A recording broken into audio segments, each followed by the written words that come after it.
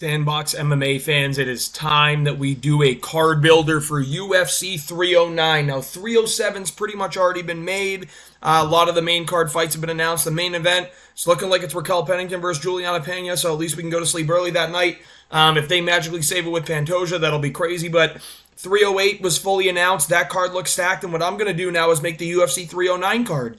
This is the Madison Square Garden card to be done, I believe, on November 9th of this year. Now, I'm going to let you know right away as we get into this. This is the card builder. We're going to start with prelim. We're going to start with the main event, then we're going to go to prelims. I think we all know who the main event for UFC 309 at MSG is going to be. Dana White has been glazing them, and it's no shock. It's going to be Stipe Miocic versus Jon Jones. Dumb fight that none of us want to see. We'd rather see Aspinall. I'd even take Pereira over it, but we're going to get this fight, and then we're probably going to get a retirement from both after because Jon doesn't want to fight Aspinall, and Stipe just won't win. But yeah, we're going to go right to the prelim. So this is going to be the card that I'm making to be underneath the main event of Stipe Miocic, Jon Jones. We're not going to go to the co-main event or feature fights yet. We're going to start with the prelims. Now, I think Dana White is going to stack this card. I think he wants to prove to everyone that Jon Jones is a big sell, so I think he actually stacks the card so people buy it. A lot of title fights, and really cool prelims with big names. So, first fight of the night, the early prelim opener, guys. So it's the first fight of the night. We got Mitch Raposo, a New York native, and Mateus Mendonca. I think Mitch Raposo, being from New York, having a close fight with Andre Lima, they're going to give him a shot in Madison Square Garden, and I think Mateus Mendonca is a pretty good spot in the rankings next to him at flyweight. They're both, like they're not ranked. We don't know if they'll ever get ranked, but one's 9-2, one's 10-3. He's fought similar competition levels in the UFC. I would argue that Andre Lima is obviously much better competition than Mendonca fighting like Aguilar, but Mendonca didn't win. Mitch Raposo looked a little bit more impressive, so I think this is a good fight to start off the card, get a New York guy to get them going early. And then, because we always know there's going to be a women's MMA fight on around this point in the card, Veronica Hardy versus Teresa Bleda, two flyweights, not in the rankings yet. Decent-looking records. Veronica Hardy's pretty hot. I think that you can put her on this card, and she'll take up one of the spots on the early prelims. Then we're going to get into another fight here. It's Victor Hugo and Rinya Nakamura. I think Rinya Nakamura should be on this card. You can showcase him, and if you give him a guy like Victor Hugo, who again is pretty talented, he's like 24-4, 21-4, something like that. And he's talented. He can leg kick. He can grapple. If you give a test like this to Rinya Nakamura and you see him win, and then he goes undefeated still, and he beats a guy like Victor Hugo with a good record under his name, you're really going to do a good job in building up Rinya Nakamura's career. I'm going to think that this is a pretty good fight that Rinya Nakamura could likely win, but it's tricky enough where it is a step up in competition, and it's no walk in the park. Victor Hugo, Rinya Nakamura. Next up, I believe this fight is already made. Oh, this fight's not made yet. It's the next one that I put on.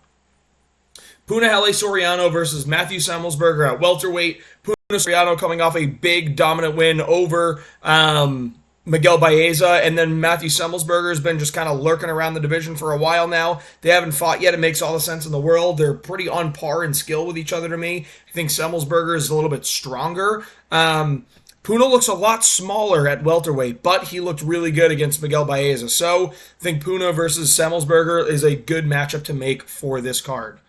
Next up, this fight has already been made for this card. It's Luana Pinheiro versus Jillian Robertson. I think Luana Pinheiro is ranked like 13 at the flyweight division, and Jillian Robertson is ranked 11. It's either flyweight or strawweight. I want to say it's flyweight. Two ranked flyweights, women's flyweights. I think put them in the octagon with each other. It'll be interesting. Luana Pinheiro has a submission game, but Jillian Robertson's best aspect is on the ground. Luana Pinheiro tends to gas out a little bit, but she can be dangerous as well. So I think it's a pretty interesting fight to make, and that'll probably fulfill a lot of the obligations that are needed to meet the quota on the card. Next up, Rebellis Despain versus Justin Tafa. Not much needs to be said. Two knockout artists. No one's going to take it to the ground. Someone's going out in round one, and it'll be an electric highlight reel for the card. Justin Tafa versus Rebellis Despain. I shouldn't have to say much more. You had two crazy knockout artists that just like to swing leather. Make it happen. Neither are going to take each other down. It's not going to be a boring grappling fest. So Tafa, Despain, long overdue fight already. And Despain's only been in the sport for like 9 months. Technically, it's 5 months from today, but by the time this comes out, it'll be 9 months. Next up on the card, Adrian Yanez. This far down in the prelims against Peyton Talbot. I mean, this fight needs to be made, guys. Talbot called out Yanez. Talbot's got a lot of hype behind him. It's a winnable fight for him. It's a winnable fight for Yanez. It's going to be a striking, fun fight. Likely mostly boxing. I think I can see Talbot mixing in more kicks than I do Yanez, but this is a fun fight. Talbot already called him out. This fight should have been happening on the McGregor card so you can build Talbot's name and you put Yanez on it. You have the Hispanic name that you want on the card. But instead, they didn't. They decided to make 306 very mid. So why don't you make Peyton Talbot versus Adrian Yanez for this card? In MSG, this is a great fight to make. And again, it stacks these prelims. If you're looking at this on the prelims and there's 3 other fights ahead of it, you know it's going to be stacked. Now, the card will not be this stacked because Dana doesn't do it, but I tried to make it as reasonable as possible, especially with these first 4 fights here, 5 fights. Now we're getting 2. So this is a 15-fight card that I made, by the way, guys. Now, we never get 15-fight cards anymore because Dana doesn't like to give us fun stuff. But you look at these as the early prelims, and these are the start of the prelims. And then you get Tagir Ulanbekov versus Asu Almabayev, ranked number 14 and ranked number 12 or 11 at flyweight. Say less. These two should fight each other. They're both super talented grapplers in the division. I'd be curious to see how they hang against another super talented grappler, especially before they get a shot at the top 10. Both are in the rankings. This makes all the sense in the world. And again, it's a grappler's flyweight fight. Ranked fights, I usually like to put on main cards because Dana doesn't like to do that anymore, but I don't think this one would deserve a main card, obviously. But I think it's a good way to get both of their names built off of this MSG card. These are 2 guys that might end up rocking up your rankings in the near future. Let's build a name with them. Next up, Tybura, who just got armbarred. Makes it out of the Apex on MSG against Rogerio de Lima. De Lima deserves a shot up in the rankings, having a change of opponent in 24 hours' notice. He beat the shit out of Junior Tafa, yes, but it was a change of opponent. And Marcin Tybura just looked terrible against Sergey Spivak. He has to fight down Spivak, Rogerio de Lima, ranked heavyweights. Yeah, this is the fight that I'm going to make. I mean, I think we do need to see some another pair of heavyweights on this card, especially with John Jones and Stipe headlining. You have Despain versus Tafa. Why don't you get people in the rankings in the mix there so you can have people actually talking about the division? De Lima, Tybura, make this fight happen. Nate Landwehr, prelim headliner at featherweight, against another massive name in the featherweight division coming up, and the winner can get ranked 15. Gene Silva. Tell me this fight doesn't fucking bang.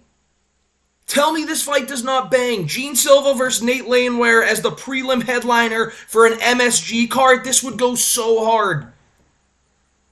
Make this fight. This fight needs to be made. 2 guys just outside the rankings. Gene Silva coming off a dominant win against Drew Dober, who was just outside of flyweight rankings, but I bet he wants to go back down. He just fought Charles Jourdain at featherweight, who's also outside the featherweight rankings. Landwehr's coming off a win against, a really good win against Jamal Emmers. Make this fight happen. Nate Landwehr versus Gene Silva. This fight would bop. People would go crazy for it. And it would be super hype for the crowd. Now we get to the main card opener. We all know he's going to be on this card. It's Bo Nickel. He wasn't on the Sphere, so he's going to get the MSG card with John Jones. It's Bo Nickel. And a lot of rumors have been facing that he's going to be surfacing that he's going to be facing Rodolfo Vieira. This is a very hard fight for Bo Nickel.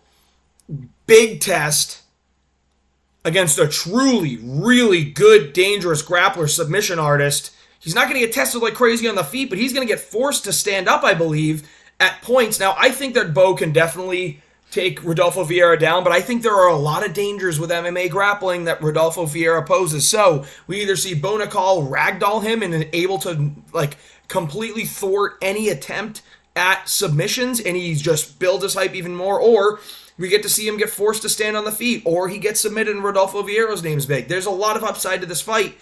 Bo Nickel's taking a tough one, but this is an actual hard step up in competition that I think is going to bring a lot of value to Bo Nickal's name if he can get this done.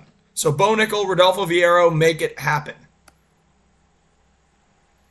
I've wanted this fight for a long time, and it's MVP versus Wonderboy. Now, hear me out. I know MVP just fought Ian Gary in June. Now, he's going to turn around and fight in November? Yes, he's going to do that because he's a beast. He's a fucking beast. If you do MVP versus Stephen Wonderboy Thompson, this is the fight that you all want to see, and MVP didn't take a lot of fucking damage. So, like, he took a lot of damage to Ian Gary. He didn't get touched on the feet, and then he just got grappled. And he was beating up Ian Gary when they were standing on the feet. So Stephen Thompson, Michael Venom Page, this is the fight that we all need to see happen. The two most elite strikers at welterweight going at it with their karate style. If this fight doesn't get made, the UFC is going to have a massive fail on their hands. So Wonderboy, MVP, make it happen. This is a sick fight that we're all going to want to see, and it'll help add value to that pay-per-view. Tatiana Suarez versus Zhang Weili next. Title fight, women's strawweight.